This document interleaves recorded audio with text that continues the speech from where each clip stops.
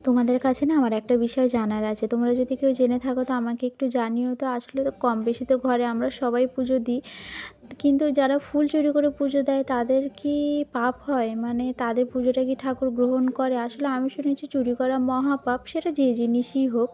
কিন্তু আমার না এটা জানার খুব ইচ্ছে যে ঠাকুরের জন্য চুরি করলে কি আদৌ পাপ হয় কি হয় না? মানে ঠাকুর কি সেটাতে সন্তুষ্ট হয় বা কিছু? মানে এই প্রশ্নটা না আমার কিছুদিন ধরেই মাথায় ঘুরছিল।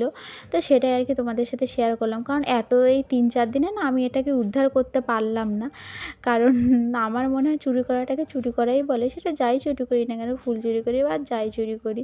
তো যাই হোক আজকে মানে বিগত ২-৩ দিন ধরে তো মানে বেশ ঠান্ডা পড়েছে আর রোদ্দুরও উঠছে না। তার মধ্যে আবার ঠান্ডা, ঠান্ডা হাওয়া বইছে। আর তার মধ্যে আমি এই এত সকালবেলা স্নান-দান করে এসছি জামাকাপড় মেলতে। স্নান করেই আগে জ্যাকেট আর টুপিটা পরে নিয়েছি। কারণ যতই গরম জলে স্নান করি মানে বেশ ঠান্ডা লাগছিল।